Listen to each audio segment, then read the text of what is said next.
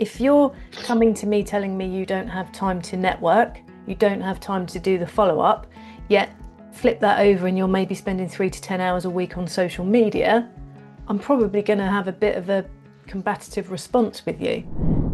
Welcome to Adventures in Networking. Welcome to those watching live and for those of you that might be watching this on the podcast replay. So today's topic is time.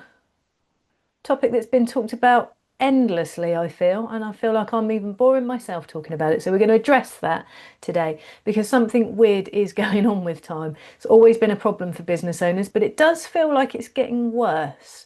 And we hear it most often expressed as, I don't have time for networking, or giving networking any time beyond attending the meeting. I don't have the time to do the extra bits, the follow-ups, the conversations, the important bits. But I think there's a deeper problem around distractions, specifically prioritization, and maybe a bit of a distorted view on time itself. So what do you think? Do you feel like you're up against it? And do you think it's getting worse? Or has it just always been the same, but maybe we're just skewed in our way of thinking? If you're watching live, feel free to jump in. We'll showcase you and discuss your points. When you think about it, Kelly, time should be better now. I've got a few stats around a few of these activities, but the one that leaps out is from Tech Radar. I think we can assume now that most of us are using some form of AI, whatever your preference, and it's really time consuming, time saving, or it should be, because it can do a lot of tasks. It can help you order structured data, brainstorm ideas and things like that. According to Tech Radar, AI is saving around 5.2 hours per week, which in business terms is a huge amount of time. But I think it's even gone beyond that, isn't it? I mean, if we think about a lot of the tools that we now use on a daily basis, compared to when I first used computing in business, and we're going back a long time, like computers are quicker now, internet connections are quicker now. We've got things like Canva, we've got things like schedulers. We can do video calls so we don't have to meet people in person every time we want to have a conversation. Like, there is so much out there that purports to save us time, but people are complaining that there's not enough time. I don't get it. What are you experiencing from talking to the members? I have this conversation with every person I speak to, and it feels like there's this global question as to what's happened. But let's face it, we haven't got less time. We've got exactly the same amount of time. So that's not a question, is it? I think what's happening is we're losing control of the time that we've got.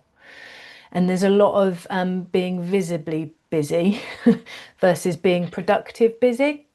And I think, again, most people aren't necessarily short of the time, but they're short of the clarity to know what they actually need to do with the time they've got in order to grow their business. So if we think about that AI stat that you've given us, I spent 90 minutes this week using Chat GPT to put a meeting agenda together. I set up an agent to set up a Google document to create me a monthly recurring meeting template. Okay. Okay. Took me 90 minutes to get chat to talk directly to Google to create the document. I could have just typed that straight into the Google document, couldn't I, Yeah. and save myself 90 minutes of time. I think, and we will all have versions of this, and that's an extreme kind of example. But I think my best use of my time wasn't trying to get chat to do something that I could do very quickly. What chat could have done was help me work out what best template to use on Google, how to best present the information on Google, that kind of thing. So again, it's those prompts that we're using within that chat space I think are really important. But let's roll that back and think about the time. The stats tell us, Glow Social and Compare the Cloud, these stats have come from, that small business owners typically spend between 3 to 10 hours per week on social media. You've gone straight to that bit, haven't you? I have, because this is the conversation I'm It's having all nice the actually time. that it's not me saying it for a change, having a bit of a bugbear with social media. It's quite refreshing. If you're coming to me telling me you don't have time to network, you don't have time to do the follow-up, yet flip that over and you're maybe spending 3 to 10 hours a week on social media, I'm probably going to have a bit of a combative response with you. Because we know, because we've been asking this question all month, where most small business owners' business comes from conversations. If you can't put the effort in to have a conversation with someone, be that 90 minutes a month and maybe a couple of hours a week for a few extra one-to-ones, you're still not going to clock up the same amount of time that you would be spending on social media. It's the distribution of time that I think we have an issue with. And it's that instant dopamine here, isn't it? Can I be bothered to talk to someone versus can I just pick my phone up and scroll and do something that makes me look like I'm being busy and makes me feel like I'm doing something?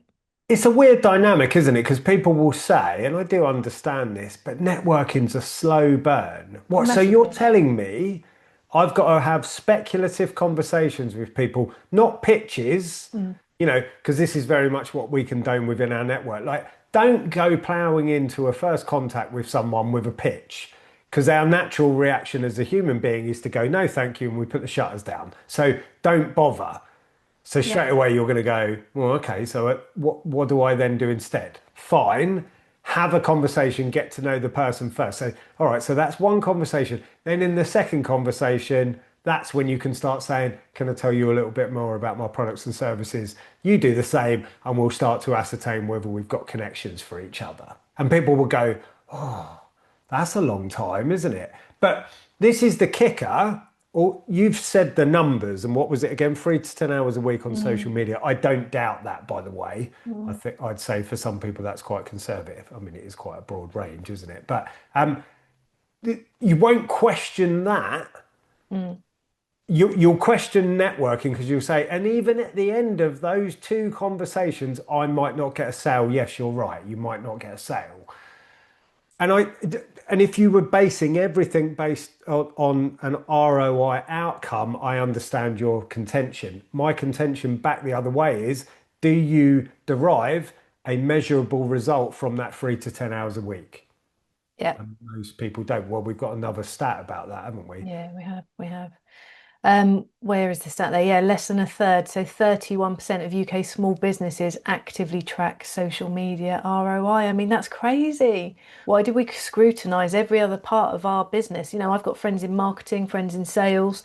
They're held to account by their customers of what business they're bringing to them. Yet those customers are spending all of this time in a space on platforms that they don't even know if that's working for them.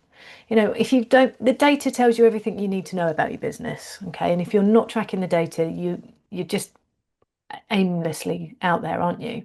And I think what another point I sort of want to make in this space is we're kind of hiding behind it. We're hiding behind the digital space because sometimes we're avoiding having that sales conversation. It's awkward. We're British. We don't like having that conversation. We had this on one of the meetings this morning. Long-term friend of only Mark Canally said his business really bloomed when he realised he needed to be less British, right? Pick up the phone and make the follow-up call. Drop the email to the person to see if you can have another conversation and really, push the conversations forward and progress those sales, that sales process. And he said as soon as he started doing that, the penny sort of dropped.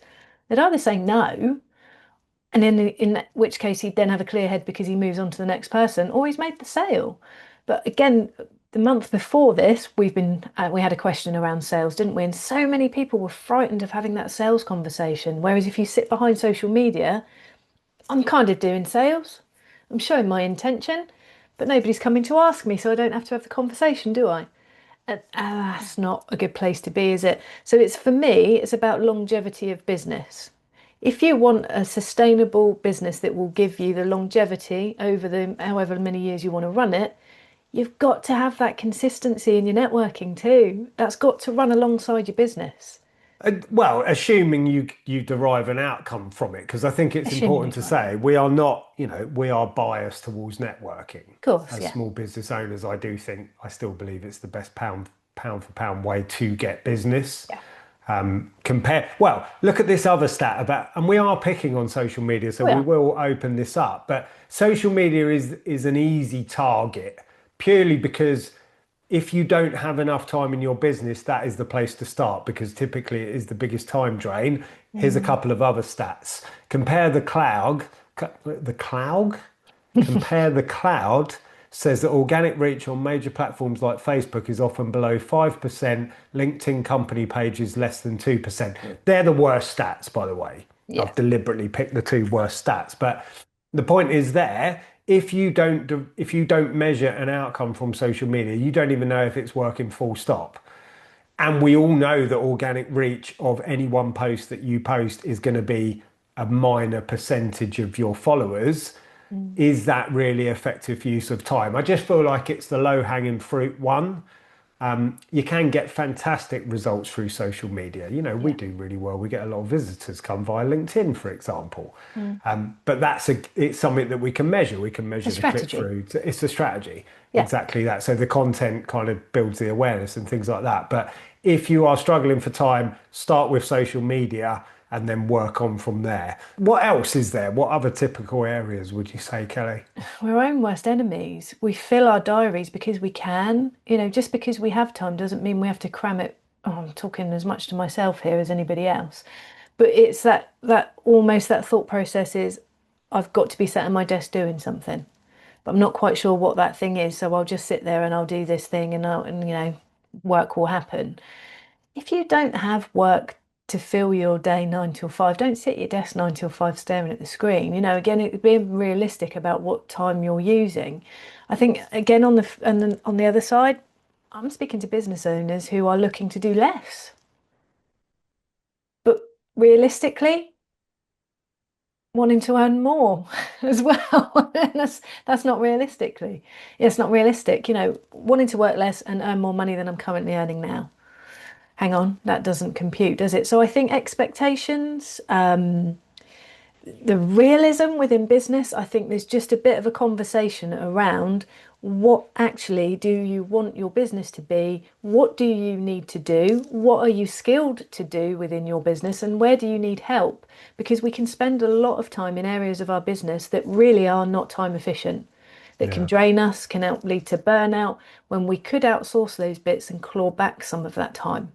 Mm. So, yeah, I mean, this is not exclusive to social media. There's lots of different things.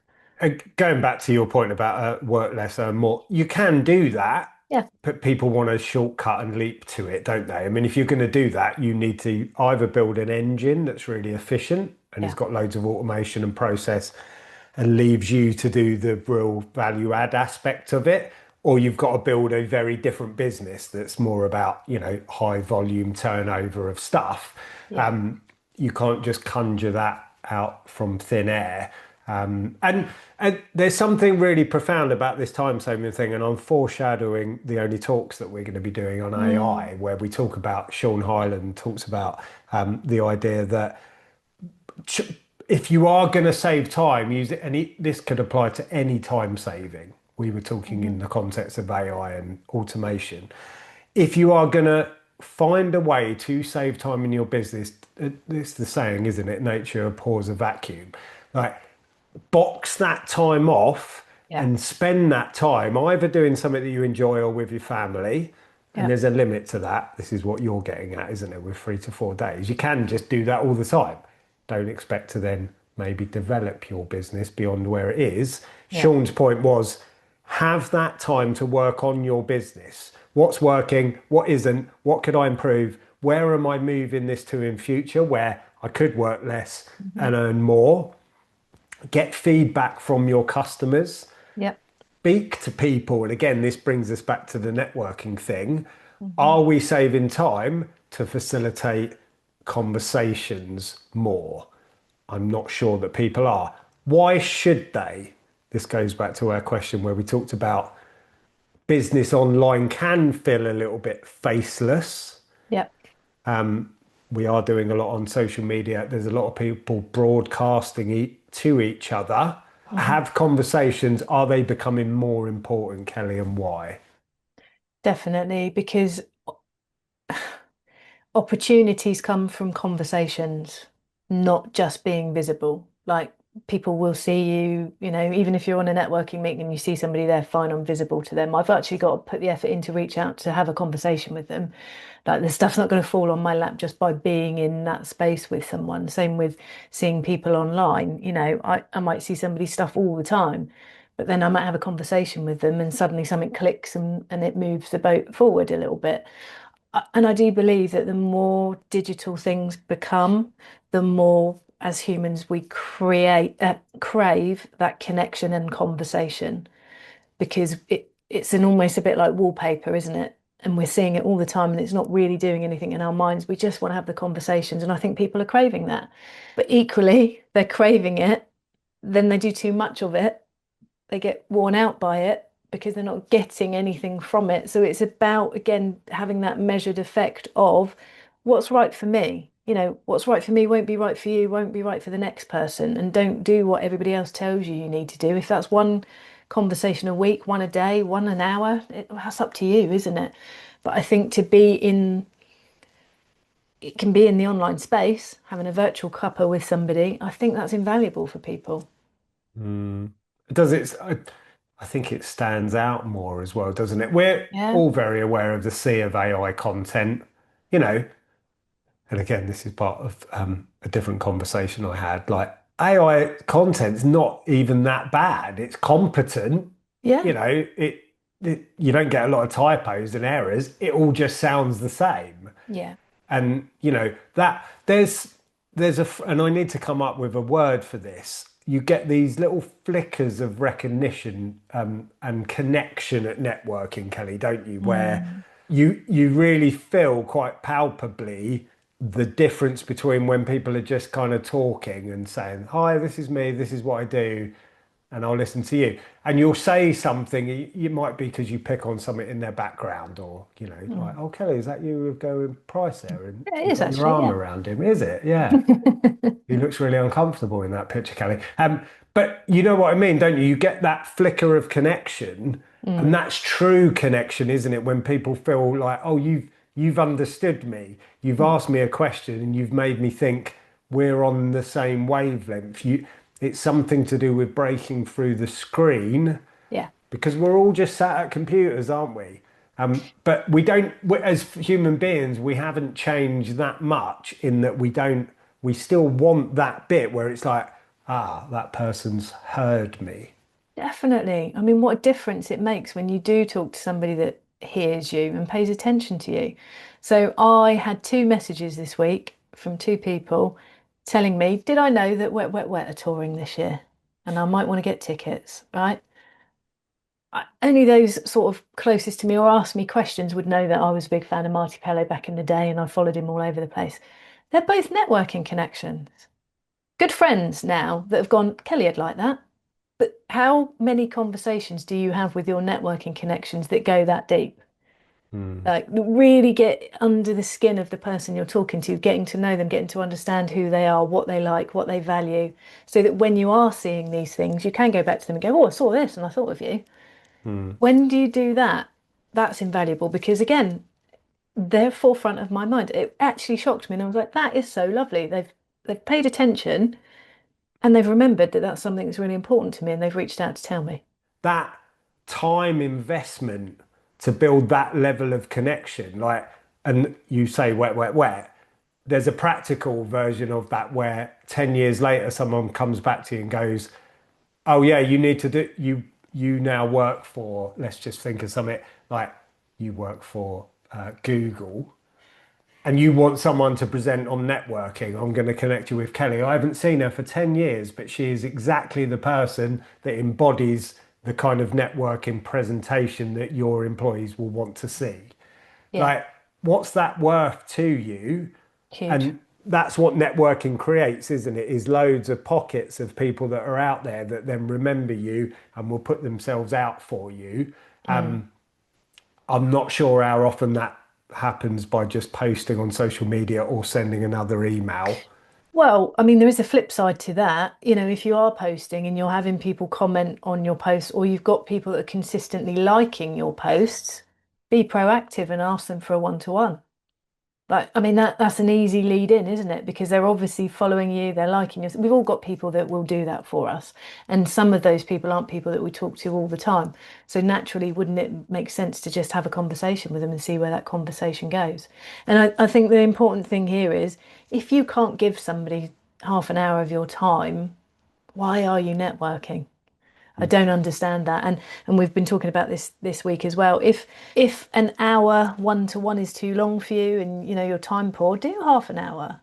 Do 20 minutes if you really want to. I mean, you might be in a position where you'd have to have another call if things are progressing quite well, but I think gone are the days where we have to sit in front of the screen and do an hour conversation with somebody to get to know them.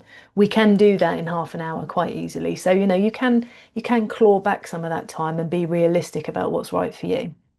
So there's a couple of questions to ask yourself if you're struggling with time as a business owner. We've already talked about challenge your use of social media or the Yeah. amount of time you spend on it. Does it discern a result? Ask yourself this, because this is the question we've asked this month, isn't it? Did your last sale as a business owner come from a click to buy opportunity, or did it involve some form of conversation via DMs, emails, networking, etc.? There were a few click to buy examples, but they Mm. are always in the realms of it was a book, it was a workshop, it was a Yeah. course, which is legit. And that's where you can set up a good website, good social media, good email funnels, etc. And you can sell products like that. But for most people, that's always going to be their entry level product.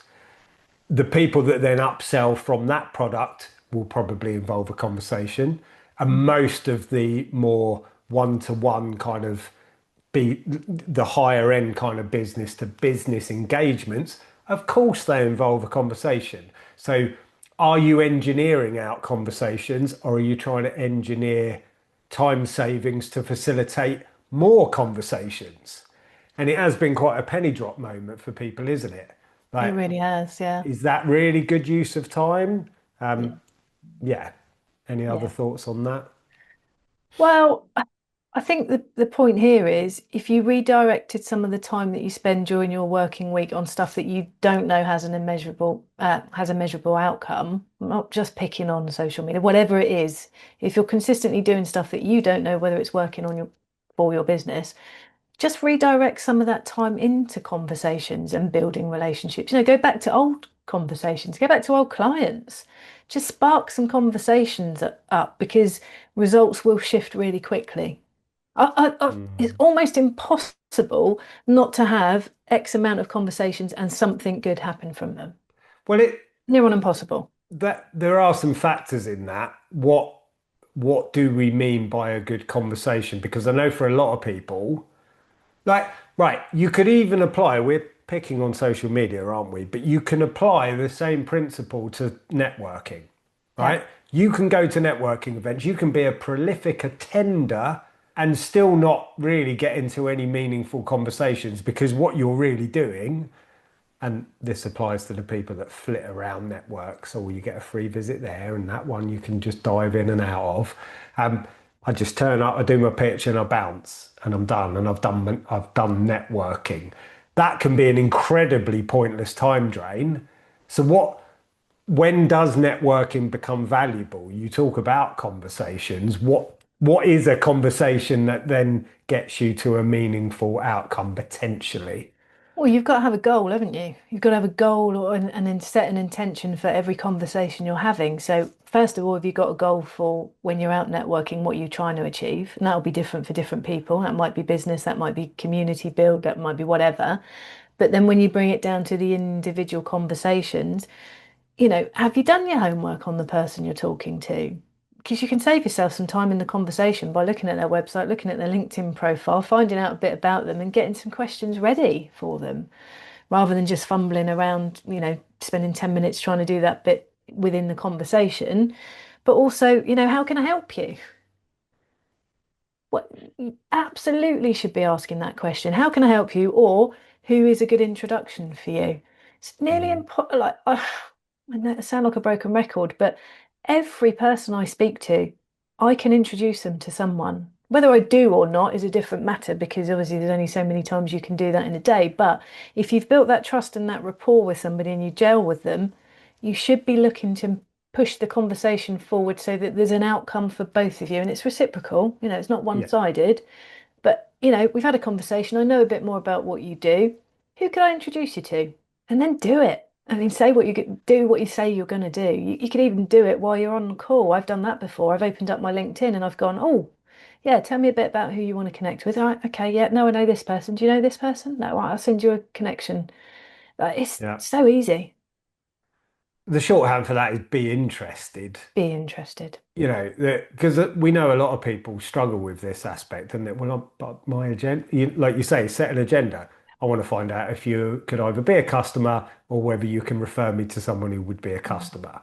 And that's a fight. I'm not saying that agenda is wrong. I'm just saying you're probably going to hit a lot of dead ends by Yeah. that approach. If you're genuinely not interested in them as your starting point, but you want them to be so interested in you that they listen to everything you've got to say and endeavor to help you. Like, if you do that for other people, I'd like to talk to you Mm. because I don't think there's many people like that in the world. Like, we just don't work that way as human beings. You said the word reciprocal. So if Yeah. you go into the conversations with no intention of helping other people, but you expect to get help, Some people make it really hard for you to help them. I did have this oh, conversation with someone this week, and it's she ridiculous, actually, isn't it's it? really hard. Yeah, she mentioned somebody, a mutual connection, absolutely lovely person. But she said, I've had a number of conversations with them. She said, and I've got to the point where I've said, you need to tell me how I can help you because I really like you and I want to help you, but you're not giving me anything. And she said, it's impossible. And I said, you've just got to understand that for some people, that's not what they go networking for. It's different. Like it'll be for the community, it'll be for other things. Maybe they don't want loads of introductions, but that does happen. So I think also don't get hung up on I might give to you, James. James, you might give to Bob. Bob might give to Julie. Like it goes around the network. It doesn't necessarily have to be two-way between two people. So I think there's also going to be people that you won't get on with. And I know that a lot of people will say, but that's waste of time. That's just life. Like you've got to kiss a few frogs now and again, haven't you? You're not going to get on with everybody you speak. But if you are too short-sighted to understand that for every one bad conversation you have, you'll have 20 good ones like that the odds are massively in your favor that they're going to be few and far between those conversations. So don't let that put you off either, because even in those conversations, there's opportunity. Mm. And we shut the door too quickly sometimes. Bernie's put something quite profound about time in the chat. Okay, Is it profound? We'll find out. we'll Let's read find it out. out. I always find that when there's loads to do, time goes too fast, and when there's bugger all to do, time goes really slowly. Either way, it doesn't help. Um, you want to come around here, Bernie? There's never nothing to do around here. Yeah, but isn't that kind of the point that when this is what we were talking about earlier, when there's nothing to do, that's the time to work on because we crave this, don't we, Kelly? Like we're just running from one thing to the next, and Yeah. we have to really force time to stand to one side of the business and go, what does it actually look like? What's going on within it? Mm. So yeah, uh, I think also time will go fast when you're enjoying something. Like, because that's just the way the mind works, isn't it? The perception is, oh, I'm running out of time and I want to do more of this thing, regardless of how long you've got for it. So that doesn't necessarily need to be a negative. But again, it could be as simple as time blocking. Like, it's an age-old thing, isn't it? If you don't diarise the things that are important, they don't get done. well, Bernie's put another comment on there about using time efficiently with focus. Yes. This, I think, more than social media on its own or any other phenomenon that's going on in the world, and they're all connected, but this is what I believe to be the real problem. Okay. Because I spend a lot of time, you know, talking about this, thinking about this, reading the books about it, the science of dopamine and all this kind of stuff. Like if you haven't read Stolen Focus by Mm, Johan Hari, get it. It's amazing. And it yeah. really does get you to think, understand in a non conspiratory way that clever people have just engineered your own mind against you in order to earn money. There doesn't have to be an agenda to stupefy No. people. It's just driving behavior that then helps the people that have created those mechanisms to earn money. Yeah. That's all it is. And Yeah. if you read Stolen Focus, you'll kind of see the breadth of the challenge. But I still struggle and I turn off notifications. But I find that more than ever, when I'm doing something that's difficult or I get a little bit stuck, the temptation to just leap to WhatsApp and reply to a message or Yeah. leap to social media it's so overwhelming. What's your thoughts on it? It's almost like muscle memory, isn't it? You Yeah. know, I noticed it when we watch the TV and you might nip up to go to the bathroom and I'd go for my phone rather than wait 2 minutes for you to come back in the room and continue watching a program. I think it's having to retrain your brain to understand that you don't have to fill every second of your day. You know, do we get bored anymore? You know, when was the last time you were really bored? I can't remember. Can't remember the last time I was bored. Don't have time to be bored. Too many Mm. things to do. So I think it's about us understanding that this is never going to change as well. Like, what are we waiting for? We've got to almost bring this back into our own hands and into our own control so that we know that what we are doing is to working best for us as individuals and not getting pulled into the traps that everybody else gets pulled into as well. Tanya's put a comment about social media time limited to LinkedIn, mostly commenting on others' There you posts, go. It's which having a is, we love conversation. that. That's because that will hopefully drive conversations. But she's put that's 1 to 1.5 hours per day. Yeah. And again, I would never challenge that. Everyone does what they feel is right. Um, you know, but when we're up to what's that, close to 5 hours a week, 4 to 5 hours a week, hopefully, Tanya, you're seeing results from doing that because otherwise, that's even that, as much as I would condone comment on other people's posts as good social media activity, there's got to be a limit where if you're not then translating some of that into Yeah, results. and it doesn't always have to be that. If it's 1.5 hours, which it is, 1 to 1.5 hours a day, I can understand that. It's time consuming Easily if you do done, it isn't it? properly. So Tanya's obviously Yes, doing it properly, you know. It's a nice place to be. It does feel like you're actually giving back to the community. You've got visibility as well, and that's actually the way I use LinkedIn. So I agree with you, Tanya, and it's time consuming, but that's 5 to 7.5 hours a week. It's a whole day a week just doing that activity. So if it brings you joy, if it brings you conversation, if it brings eyes on your product, if it's bringing you something back in, perfect, perfect. Because at least you can measure it then and you can see what impact you're having on people. absolutely. Do that calculation. Let's talk about before we talk about well, no, let's carry on with the agenda Yeah. thing. Have you got any tips on, you've talked about blocking out time. Hmm. That gets filled up quite quickly though, if you're not careful, doesn't it? How do you protect it? Well, I think that's one of the hardest things that we face. I think particularly if you're a people pleaser, you can do all the time blocking and boundary settings that you want, but as soon as somebody needs you or wants something from you, you break that all down and you go and help them. So I think Yeah, if you're that personality, it's about understanding that you can only help people once you've helped yourself. And if you continue on that trajectory, it's not going to happen, is it? You're not going to help anybody, yourself included. So I think um, notice when you're being distracted. mm, Louise Miller talks about this, doesn't she? Brilliant in this space, Make It Happen Club. Like, I think it's about noticing your behaviors and maybe just having a notebook next to you and jotting down some of these things to understand actually where am I distracted and where do I go when I'm distracted? mm, Am I being productive in that place that I go to, or am I just filling time for the sake of filling time and almost procrastinating a little bit? We all yeah, do it, of course we do, but I think the modern world makes it so easy for us to fill short bits of time very quickly and cohesively that we almost forget that we're doing it. I've done So something important in that gap. I did this the other day yeah. because we're going on holiday and I've got a kind of glut of deadlines that are coming up that are kind of packed together. And I really needed to get some emails, subscriber and member emails Mm, done.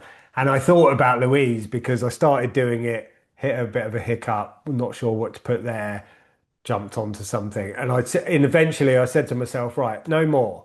Like, yeah. put the music on. I'm not doing anything else. I'm not looking at WhatsApp. I'm not looking at email. I am going to keep going until I've done the bulk of this email. And Mm, it doesn't take long, but you have to keep dragging yourself back, keep dragging yourself back. It's like meditation, isn't it? Like drag yourself back, Mm. And then eventually you find that you get into the flow of doing it. I think that's the thing. Like The all flow. these dopamine kind of distractions, they break flow. And flow, again, Louise talks about this, when you get into flow and you actually achieve things, that's when you feel fulfilled. Whereas the short-term dopamine hits like it's fleeting, it doesn't fulfill you. So you Yeah. get to the end of the day, I certainly do and think I've done nothing. Mm. And Yeah. I've replied to a ton of messages, and this is all, it's stuff that needs doing. It doesn't feel to me like I've achieved anything. Yeah, and again, it's about being realistic as to what you need to achieve, isn't it? So again, when you're sitting down in the morning, you're setting the intentions. What do you need to get finished for that day? We're really good at job and finish, aren't we? And we actually work really well on those days. So we're like, when we get this done, we'll finish. That could be 1 o'clock, could be 5 o'clock. It doesn't matter, does it? But the incentive to get yourself finished because then you can go and move on to the next stage of your day is quite a nice sort of thought process. But I think. It's the old analogy of getting in the car and not putting the sat nav on, isn't it? If you don't know where you're going, you're going to meander all over the place and you're going to get there not in a timely manner. It's the same when you sit down at your desk in the morning. Do Mm, you know what you're doing? Have you set out what you need to do? I'm terrible with my to-do list. My to-do list will go on for weeks and weeks and weeks. I've got yeah, stuff probably from March still in it because I haven't got the incentive to get it done. So, what's the incentive to get it done? Are you rewarding yourself? Are you celebrating those wins? Are you, recognizing that you could actually, if I got the whole lot done today, I'd save how much time this week? Tons, tons and tons and yeah, tons. So it's putting in those short bits, isn't it? So either a timer, I'm going to do an hour, I'm going to do half an hour, get it done, off I go. Time blocking in your calendar really is a good one. Co-working with somebody, if that works for you, have a bit of an accountability buddy to say, I want you to hold me accountable to this. That works really well. You've got to find out what works for you. And I think there's so much noise that we bounce around all of these different ideas and then we don't ever actually give enough time to one to make it work because you need a couple of weeks at least to form the habit. If yeah. you're not giving yourself that time, you lose him. Rachel Harwood feels your pain. She said, how many times Oh, have we had that conversation, Kelly? Definitely making yeah, good use of your time is key. You two are quite similar, aren't you, in yeah, that you are high energy people. yeah, And the day will just go on and on and on. Like, yeah, I'm always amazed by, I shouldn't probably say this publicly, but like the amount of how quickly people respond to messages, irrespective of the platform that it's on. Like, I have to box off, and this sounds awful.